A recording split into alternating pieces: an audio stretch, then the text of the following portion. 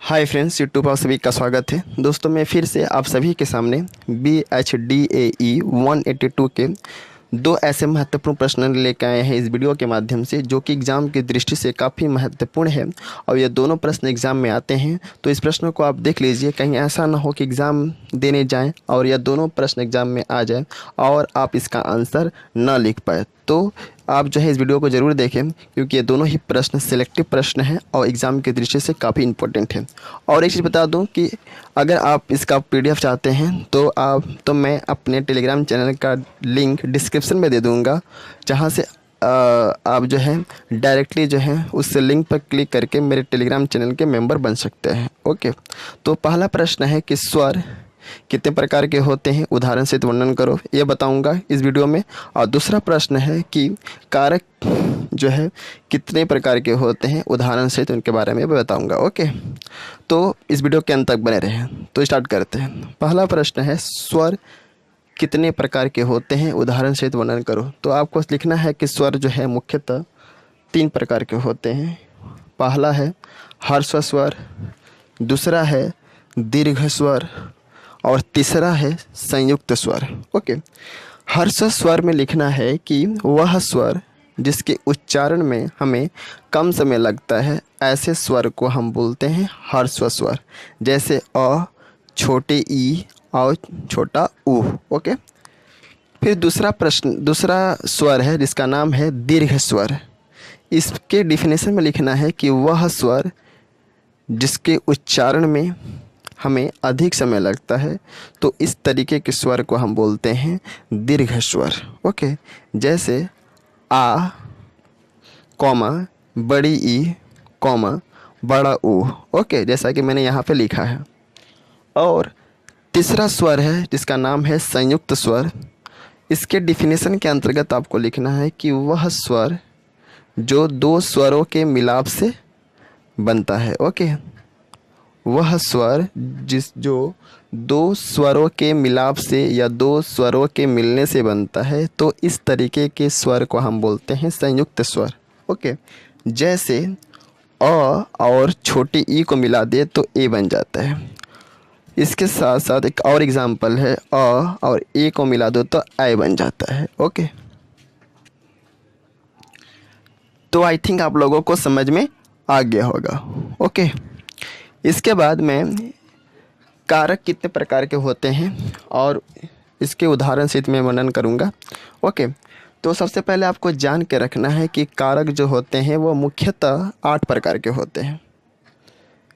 पहला कारक का नाम है कर्ता कारक, दूसरा कारक का नाम है कर्म कारक, तीसरा कारक का नाम है करण कारक, चौथा है संप्रदान कारक, पांचवा है अपदान कारक, छठा है संबंध कारक, सातवां है अधिकरण कारक और 8वां है संबोधन कारक। ओके, तो मैं एक एक कारक के बारे में बताऊंगा, तो आपको पूरा समझ में आएगा। बस आपको वीडियो जो है पूरा देखना है। पहला है कर्ता कारक। हर एक कारक का एक विभक्ति चिन्ह होता है, जिसके आधार पर हम कारक को छांटते हैं। मैंने क्या बोला? हर एक कारक का एक विभक्ति चिन्ह होता है और उसी चिन्ह के आधार पर हम एक वाक्य में से कारक को हम अलग करते हैं। ओके, जैसे कर्ता कारक। कर्ता कारक का जो विभक्ति चिन्ह होता है उसको मैंने ब्रैकेट में लिख दिया है। कर्ता कारक का विभक्ति चिन्ह क्या होता है? ने। याद रखना है, कर्ता कारक का विभक्ति चिन्ह होता है ने।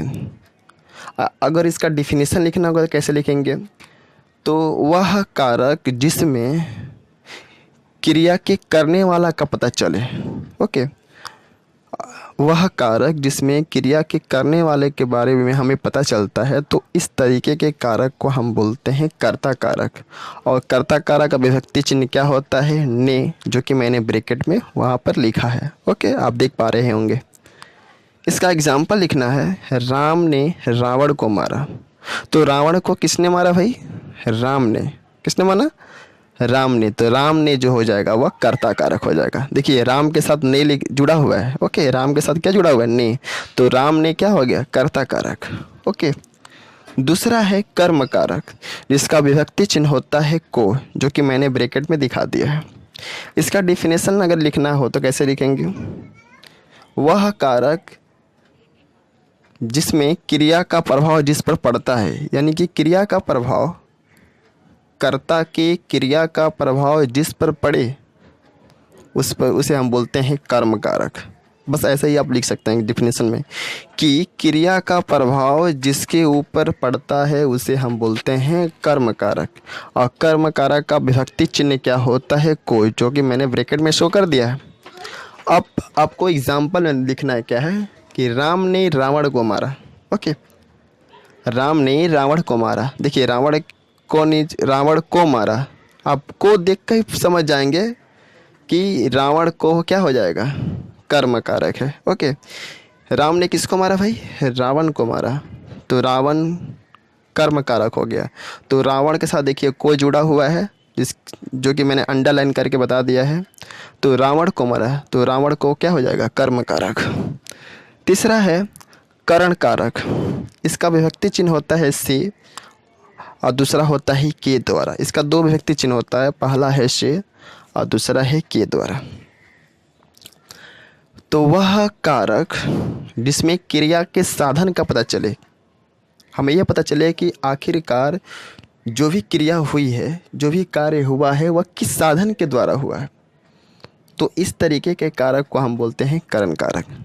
जैसे रोहन कलम से लिखता है, तो रोहन कलम से लिखता है, तो वो लिखना क्या है? एक कार्य हो गया। तो लिखने का जो कार्य है वह किस साधन से हुआ? कलम से। ओके, तो कलम से हो जाएगा कौन सा कारक भाई? करण कारक। देखिए मैंने इसका विभक्ति चिन्ह से ही आप पहचान जाएंगे। से लिखा है ब्रैकेट में, से। तो रोहन कलम से लिखता है, तो से देखकर ही क्या आप पकड़ लेंगे कि कलम से, यानी कि करण कारक। ओके, चौथा है संप्रदान कारक, जिसका विभक्ति चिन्ह होता है के लिए। इसकी डिफिनेशन के अंतर्गत आपको लिखना है कि वह कारक जिसमें देने का भाव प्रकट होता है, किसी को देने का भाव प्रकट होता है। जैसे पिताजी ने बच्चों के लिए मिठाई लाई। पिताजी ने क्या लिया भाई? पिताजी ने बच्चों के लिए मिठाई लाई। देखिए बच्चों के लिए, बच्चों के साथ क्या जुड़ा हुआ है? के लिए, जो कि किसका विभक्ति चिन्ह है? संप्रदान कारक का। ब्रैकेट में मैंने लिखा है ना, देखिए संप्रदान कारक, ब्रैकेट में मैंने क्या लिखा है? के लिए। तो पिताजी ने बच्चों के लिए मिठाई लाई, तो बच्चों के लिए मिठाई लाई। ओके, तो बच्चों के लिए क्या हो गया? संप्रदान कारक। नेक्स्ट है अपदान कारक। इसका विभक्ति चिन्ह होता है से, लेकिन वह, इसका डिफिनेशन अगर लिखना हो तो कैसे लिखेंगे? वह कारक जिसमें अलगाव का बोध होता है। वह कारक जिसमें अलगाव का बोध होता है, या वह कारक जो अलगाव का बोध कराता है, उसे हम बोलते हैं अपदान कारक। इसका भी विभक्ति चिन्ह से होता है करण कारक के जैसा, लेकिन करण कारक में क्या होता है कि वहाँ पर साधन का पता चलता है, जबकि अपदान कारक में क्या होता है कि अलगाव का बोध होता है। करण कारक में क्या होता है कि साधन का पता चलता है, जबकि अपदान में क्या होता है कि अलगाव का बोध होता है। तो जिसमें अलगाव का बोध होगा वह अपदान कारक हो जाएगा। अपदान कारक का भी विभक्ति चिन्ह से होता है और करण कारक का विभक्ति चिन्ह से होता है। ओके, तो जिसमें अलगाव का बोध होगा वह करण कारक हो जाएगा, जिसमें साधन का बोध होगा वो हो जाएगा करण कारक। तो अपदान कारक किसे कहते हैं? जिसमें अलगाव का बोध होता है और इसका विभक्ति चिन्ह क्या होता है? से। जैसे एग्जाम्पल मैंने लिख दिया है, हिमालय गंगा से निकलती है। भैया हिमालय क्या निकलती है? कहाँ से निकलती है? गंगा से निकलती है। तो हिमालय, सॉरी मैंने उल्टा लिख दिया यहाँ पर, आई एम वेरी सॉरी। वहाँ पर होगा गंगा हिमालय से निकलती है, sorry I am extremely sorry. Okay, तो गंगा हिमालय से निकलती है, कि वहाँ पे क्या होगा? गंगा हिमालय से निकलती है। तो गंगा कहाँ से निकलती है? हिमालय से। तो गंगा पृथक हो रही है किससे? हिमालय से। ओके, तो गंगा हिमालय से निकलती है, तो वह क्या हो गया? गंगा हिमालय से निकलती है। तो यह हो गया अपदान कारक, क्योंकि यहाँ पर अलगाव का बोध हो रहा है। एक और एग्जांपल मैं दे दूँ, राम की माँ दिल्ली से आ रही है। क्या बोलेंगे आप? राम की माँ दिल्ली से आ रही है। तो यहाँ दिल्ली से, ओके, तो दिल्ली से क्या हो जाएगा, अपदान कारक, क्योंकि दिल्ली पृथक हो रहा है, अलग हो रहा है। एक और एग्जांपल दे दूँ, पेड़ से पत्ते गिरते हैं, पेड़ से पत्ते क्या होते हैं, गिरते हैं। तो पत्ते, पेड़ से पत्ते गिरते हैं, तो यहाँ पत्ता क्या हो जाएगा, पत्ता पेड़ से अलग हो रहा है, वो यहाँ पर आपका हो जाएगा अपदान कारक। 6 नंबर है संबंध कारक। तो वह कारक जिसमें संबंध का पता चले, इसका अभिव्यक्ति चिन्ह होता है का, के, की। ओके, क्या होता है, का, के, की। जैसे राम की माँ आ रही है, राम की माँ आ रही है, तो राम की माँ, यहाँ पर संबंध कारक का बोध हो रहा है। ओके, तो राम की और की भी इसका व्यक्ति चिन्ह है, तो यहाँ राम की हो जाएगा संबंध कारक। 7 नंबर है अधिकरण कारक। वह कारक, इसका व्यक्ति चिन्ह होता है में, पे, पर। वह कारक जिसमें आधार का पता चलता है, बेस जिसको बोलते हैं इंग्लिश में, तो वह कारक जिसमें आधार का पता चलता है, आधार का पता चलता है, उसे हम बोलते हैं अधिकरण कारक। जैसे पिताजी बिस्तर पर लेटे हुए हैं, तो पिताजी लेटे हुए हैं, लेटने का आधार क्या है उनका, बिस्तर पर, तो बिस्तर पर हो जाएगा आपका अधिकरण कारक। नेक्स्ट है संबोधन कारक, जिसका विभक्ति चिन्ह होता है हे, अरे, ओह। किसी को संबोधन करने के बारे में पता चलता है, इस तरीके का कारक को हम बोलते हैं संबोधन कारक। जैसे एग्जांपल मैंने लिख दिया है, अरे तुम कब आए, तो अरे किसी को बुला रहे हम, अरे अरे तुम कब आए यहाँ, तो ये कौन सा कारक हो गया, संबोधन कारक। तो आई थिंक आप लोगों को समझ में आया होगा, और थोड़ा सा मैं अटक जाता हूँ तो इसके लिए I am extremely sorry. Okay, और मैंने ये लास्ट में लिख दिया हूँ ज्वाइन माय टेलीग्राम चैनल, जिसका नाम है इग्नू लर्नर। तो आप इग्नू लर्नर मेरे टेलीग्राम चैनल को ज्वाइन करें, मैं इसका लिंक डिस्क्रिप्शन में दे दूँगा, जहाँ से आप डायरेक्टली ज्वाइन हो सकते हैं।